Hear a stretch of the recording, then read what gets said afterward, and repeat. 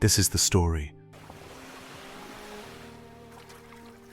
of the spy who sank a navy and the lesson he left for us all.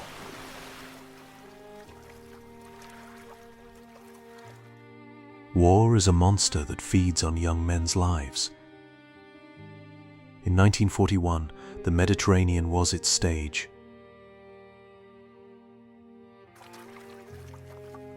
The British fleet at Alexandria was a mighty shield. But behind that shield were thousands of sons, fathers, and brothers. The Italian Navy could not face it directly. So they chose a path of immense risk to save lives by crippling a fleet,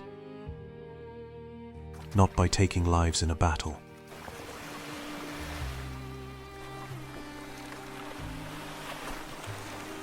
Their weapon was a testament to the human mind's creativity. In dark times, the Maiale, a manned torpedo. But its true weapon was the two men on it. Their courage, their trust in one another, their willingness to sacrifice everything. They were not faceless soldiers. They were partners, bound by a brotherhood, deeper than the ocean. On a fateful December night, the submarine Skringy became a vessel of hope. 6 hearts beat as one as they prepared to step into the unknown. Among them Lieutenant Durand de la Penne and the young Emilio Bianchi. Emilio, remember your training, trust your gear, and trust me. I trust you with my life, Lieutenant. And with that sacred trust between them, they descended into the silent, crushing blackness, towards the lights of the fortress and their destiny. The net was their first judge. A wall of cold, unfeeling steel.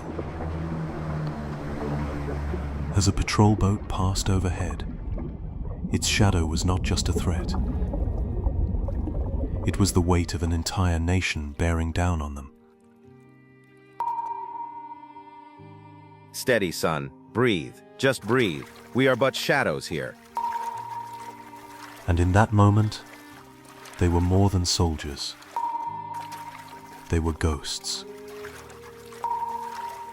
slipping through the gates of a kingdom.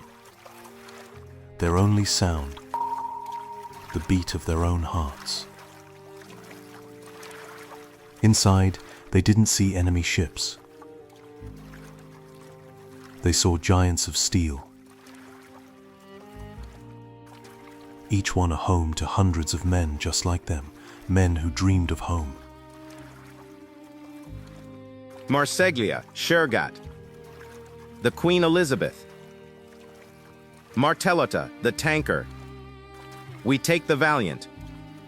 May God guide your hands. They moved not with hatred, but with a heavy purpose. They were there to save lives by ending a threat. A terrible paradox of war. Emilio, go now. Your life is worth more than this iron.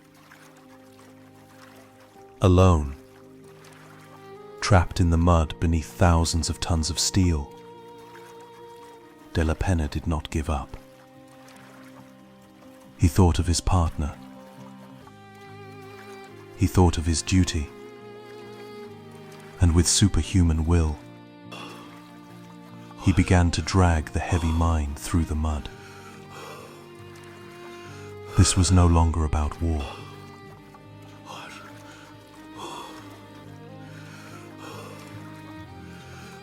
It was about the promise he made to see this through. For my country. For my men. He placed the charge not with malice, but with a sorrowful respect for the great ship itself. Captured, soaked, and brought aboard the Valiant, they did not feel like conquerors. They felt the solemn gaze of the very men they had come to disable. You have audacity, I'll give you that, but your war is over. Sir, for the safety of the men on this ship, I suggest you evacuate. The real event is yet to come. In that moment, he was no longer an enemy commando. He was a man warning other men of impending danger, a flicker of humanity in the heart of war. As the clocks ticked down, a strange peace fell between captor and captive. They were all just men waiting for the same fate. It is done, Lieutenant.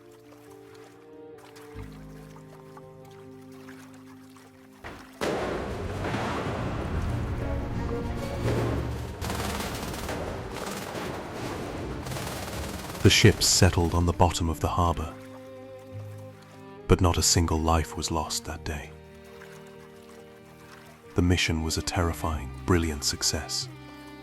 A fleet was neutralized through courage, not carnage. And in the end, that is the lesson. After the war, the British officers who had been their captors decorated the Italian commandos. Why? Because they recognized something beyond the uniform.